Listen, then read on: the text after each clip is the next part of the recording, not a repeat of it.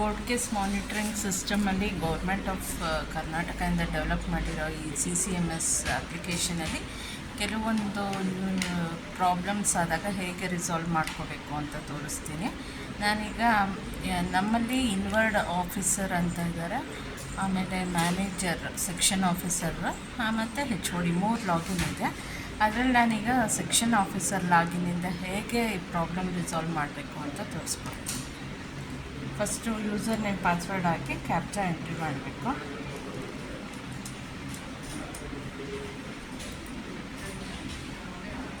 Login ಆದಾಗ ಇಲ್ಲಿ ನಮ್ಮ ಪೆಂಡಿಂಗ್ ವಿತ್ ಯು ಕೇಸಸ್ ಇರುತ್ತೆ. ಈ ಪೆಂಡಿಂಗ್ ವಿತ್ ಯು ಕೇಸಸ್ ಮೇಲೆ ಕ್ಲಿಕ್ ಮಾಡ್ಕೋಬೇಕು.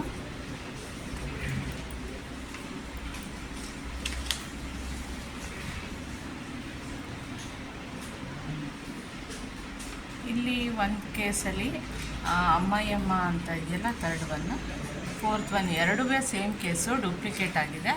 ಇದನ್ನು ಹೇಗೆ ನಾವು ಮರ್ಜ್ ಮಾಡಬೇಕು ಅಂತ ತೋರಿಸ್ಕೊಡ್ತೀನಿ.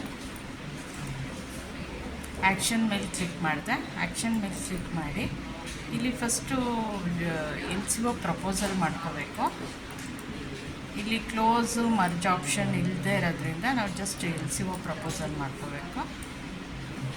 ಇದು ಹೊಸಕೋಟೆ ಕೇಸ್ ಆದ್ದರಿಂದ LCOನ ಹೊಸಕೋಟೆ ಕಮಿಷನರ್ನ ಲಿಟಿಗೇಷನ್ ಕಂಡಕ್ಟಿಂಗ್ ಆಫೀಸರ್ ಆಗಿ ಸೆಲೆಕ್ಟ್ ಮಾಡ್ಕೋಬೇಕು.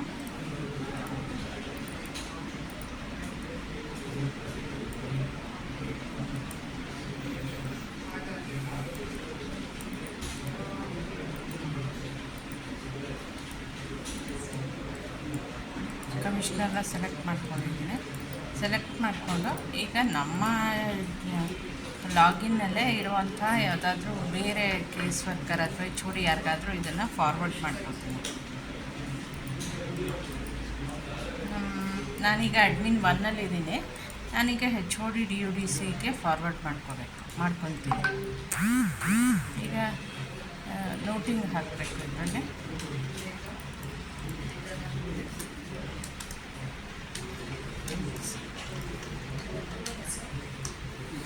LCO ಪ್ರಪೋಸಲ್ಗೆ ಕಳಿಸ್ತಾ ಇದ್ದೀನಿ ಅಂತ ಹಾಕಿದ್ದೀನಿ. ಹಾಕ್ಬಿಟ್ಟು ಸೇವ್ ಆ್ಯಂಡ್ ಸೆಂಡ್ ಅಂತ ಕೊಟ್ಟರೆ ಈ ಕೇಸು ಮೂವ್ ಆಗಿರುತ್ತೆ. ಓಕೆ, ದ ಸೇಮ್ ಕೇಸ್ ಇನ್ನೊಂದಿದೆ, ಅದನ್ನು ಅದೇ ರೀತಿ LCOಗೆ ಪ್ರಪೋಸಲ್ಗೆ ಕಳಿಸ್ಕೋಬೇಕು.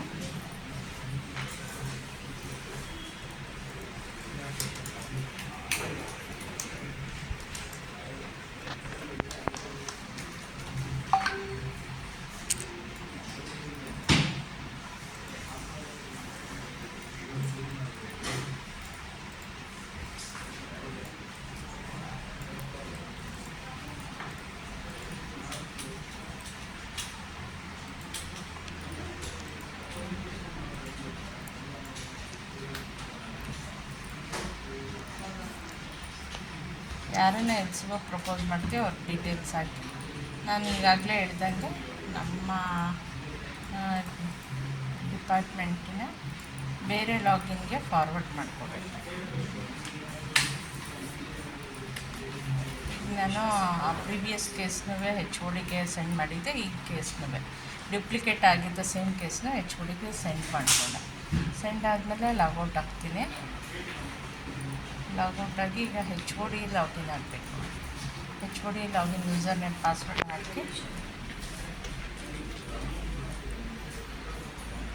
ಕ್ಯಾಪ್ಚಾ ಎಂಟ್ರಿ ಮಾಡಿ ಲಾಗಿನ್ ಆಗಬೇಕು. ಲಾಗಿನ್ ಆದಾಗ ಪೆಂಡಿಂಗ್ ವಿತ್ ಯು ಕೇಸಸ್ ಇರುತ್ತೆ. ಇಲ್ಲಿ ನೋಡಿ, ನಾವು ಅಲ್ಲಿ ಮ್ಯಾನೇಜರಿಗೆ ಸೆಂಡ್ ಮಾಡಿದ್ದು ಈಗ HOD ಲಾಗಿನಲ್ಲಿ ಬಂದಿದೆ. ಈಗ ಆ್ಯಕ್ಷನ್ ಅಂತ ಕ್ಲಿಕ್ ಮಾಡಿ ಆ ಕೇಸ್ಗೆ ಆ್ಯಕ್ಷನ್ ಕ್ಲಿಕ್ ಮಾಡಿಕೊಂಡು ಆ್ಯಕ್ಚುಲಿ ಈ ಕೇಸು ಡಿಸ್ಪೋಸ್ ಆಗಿದೆ.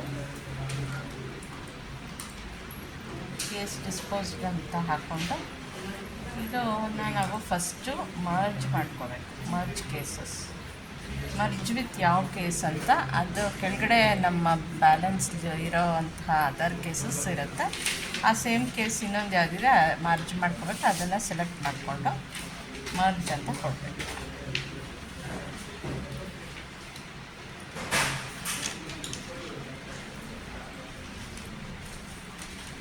ಕೇಸ್ನ ಮರ್ಜ್ ಮಾಡ್ಕೊಂಡು ಮರ್ಜ್ ಅಂತ ಕ್ಲಿಕ್ ಮಾಡೋದು. ಸೊ ಮರ್ಜ್ ಕೇಸು ಸೇವ್ ಆಗಿರುತ್ತೆ. ಈಗ 2 ಕೇಸು ಮರ್ಜ್ ಆಗಿ ಒಂದು ಸಿಂಗಲ್ ಕೇಸ್ ಆಗಿ ಶೋ ಆಗ್ತಾ ಇದೆ. ಮತ್ತು ಪೆಂಡಿಂಗ್ ಕ್ಲಿಕ್ ಹೋಗಿ ಒಂದು ಕೇಸ್ ಆಗಿ ಶೋ ಆಗ್ತಾ ಇದೆ. ಇದನ್ನು ಆ್ಯಕ್ಷನ್ಗೆ ಕ್ಲಿಕ್ ಮಾಡಿಕೊಂಡು ನೋಟಿಂಗಲ್ಲಿ ಕೇಸ್ ಡಿಸ್ಪೋಸ್ಡ್ ಅಂತ ಹಾಕೋಣ. ಇದರಲ್ಲಿ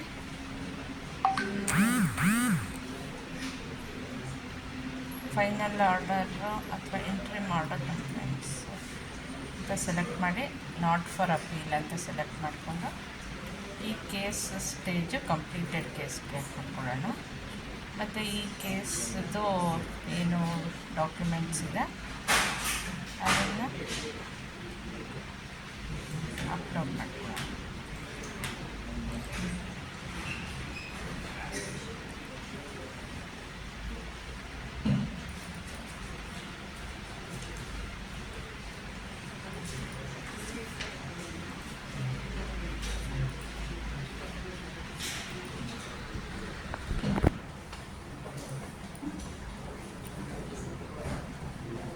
ಅಪ್ಲೋಡ್ ಮಾಡಿದ್ದೀನಿ case details. So close case ಅಂತ ಕೊಟ್ಟರೆ ಈ ಕೇಸು ಕ್ಲೋಸ್ ಆಗುತ್ತೆ. ಇದರಲ್ಲಿ ನಾವು ಒಂದು ಕೇಸ್ನ ಕ್ಲೋಸ್ ಮಾಡೋದು ಹೇಗೆ ಅಂತ ತಿಳ್ಕೊಂಡ್ವಿ ಮತ್ತು ಮರ್ಜ್ ಮಾಡೋದು ತಿಳ್ಕೊಂಡ್ವಿ.